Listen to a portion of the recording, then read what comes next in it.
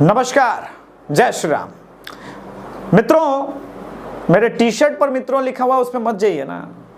महत्वपूर्ण यह है कि रामदेव बाबा के ऊपर क्या सुप्रीम कोर्ट की नजर अचानक पड़ी। लेट्स अज्यूम कि अगर बाबा रामदेव की कंपनी 8,000 करोड़ की नहीं होती, बाबा रामदेव की कंपनी इतनी बड़ी नहीं होती, तब भी क्या ये मेडिकल माफिया उनके पीछे पड़ता। मैंने मेडिकल माफिया टर्म क्यों यूज किया है, आप देखिए। प्राणायाम हम करते हैं, उसको इंटेंस ब्रीदिंग बोलेंगे ये मेडिकल वाले। अरे भाई, इंटेंस ब्रीदिंग करो। योगा के अलग अलग आसन को कॉपीराइट बनाया जा रहा है, उसका कॉपीराइट लिया जा रहा है, उसका पेटेंट किया जा रहा है। कॉपीराइट यूट्यूब के संदर्भ में मैंने बोल दिया, एक्चुअली पेटेंट टर्म होता है मेडिकल में, किंतु वहां भी नहीं जाते। क्या आपके टूथपेस्ट में नमक है? क्या फेयर एंड हैंडसम लगाने से, जिसका ऐड शाहरुख खान करते हैं, सच में बंदा गोरा हो जाता है? या इंगेज परफ्यूम फॉग लगाने से चारों तरफ लड़कियां हवा में गिरती हैं क्या? कोविड को लेकर के जितनी बात हुई कि भाई बाबा रामदेव ने भ्रामक विज्ञापन दिए, मुझे एक विज्ञापन दीजिए। साला ये देश ऐसा है, इस देश में सीमेंट के ऐड में लड़कियां नाच रही हैं। स्वैग बढ़ जाता है क्या? वो गुटखा कंपनी जिसका प्रचार क्रिकेटर और हीरो सब मिलके कर रहे हैं, जुबा केसरी है। अलग अलग अजय देवगन के इस देश में लगभग 300 वायरस बन गए हैं, सब अजय देवगन की एक्टिंग किए जा रहे हैं। क्या ये लोग हीरो हैं भी? ऐसा कौन सा हीरो होगा जो माउथ कैंसर को प्रमोट कर? लोगों को पता नहीं है कि तंबाकू चबाने से माउथ कैंसर होता है, पता है कि नहीं?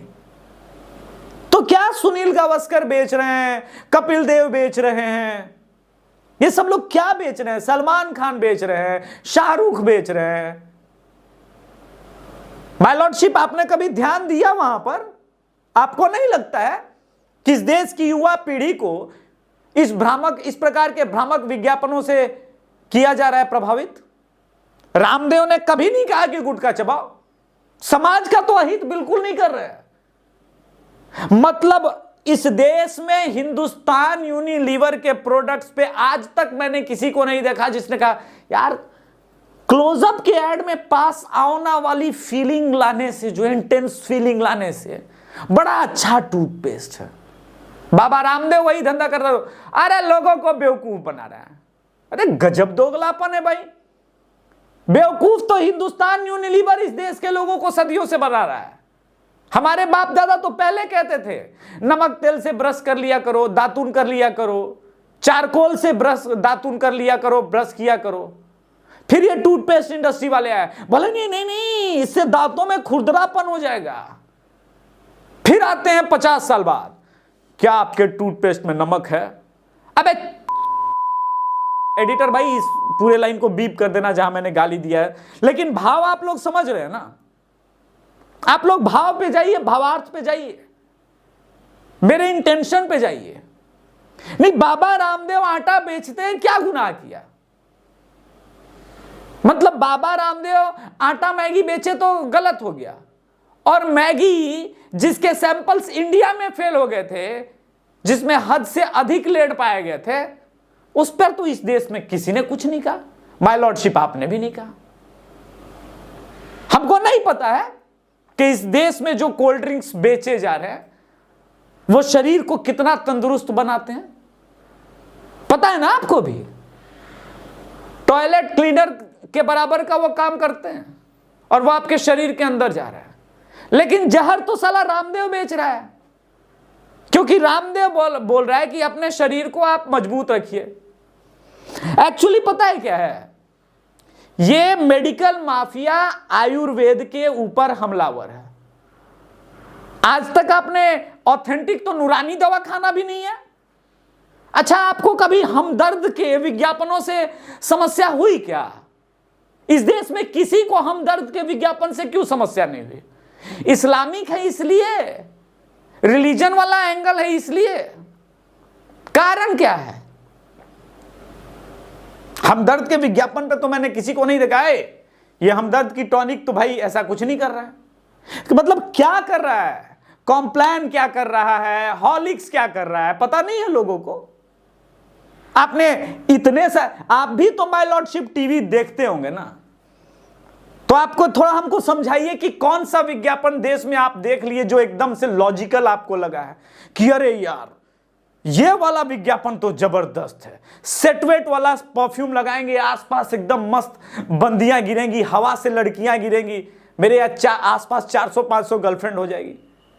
सेक्स परोसा जा रहा है विज्ञापन के नाम पे, अश्लीलता परोसा जा रहा है, कॉम्प्लेक्सिटी बेची जा रही है। अच्छा आप काली हैं, ओ माय गॉड, एक काम कीजिए ना, आप ये लीजिए, पहले इसका नाम मैं बता दूं दर्शकों की फेयर एंड लवली था, बाद में कंट्रोवर्सी के बाद इसका नाम हो गया ग्लो एंड लवली।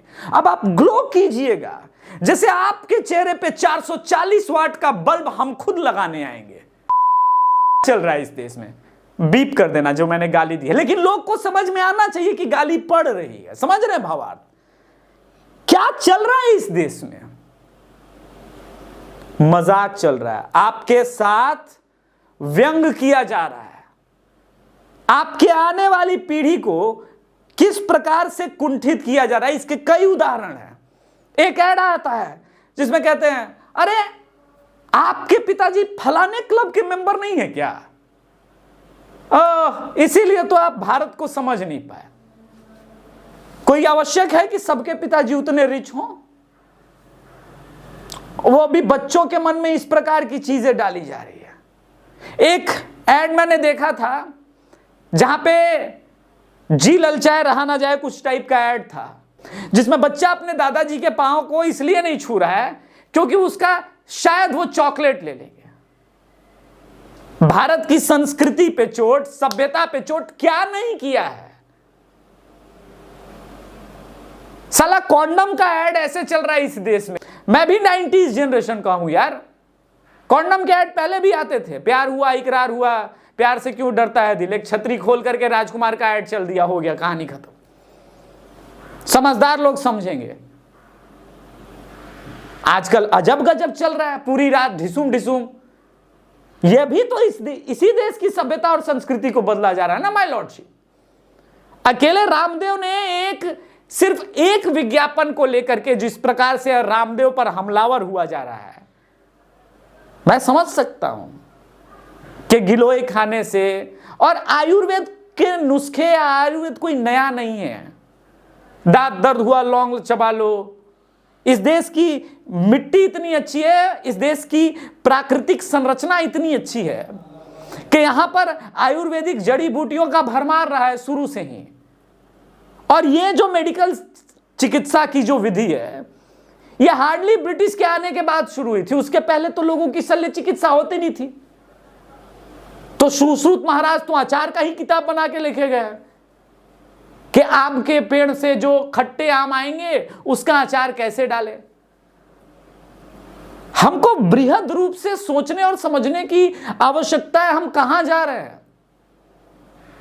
आपको समस्या है, समझ में आता है, लेकिन आयुर्वेद को पूरी तरह से अप्रासंगिक मत कीजिए ना। मुझे कोई आज के मेडिकल से कोई समस्या नहीं, कभी भी नहीं रही है। आज भी आपको सर्जरी की आवश्यकता होगी तो वहीं जाना पड़ेगा, क्योंकि आयुर्वेद बहुत पीछे छूट चुका है। इसका यह मतलब नहीं कि आयुर्वेद का आप गला ही घोट दें।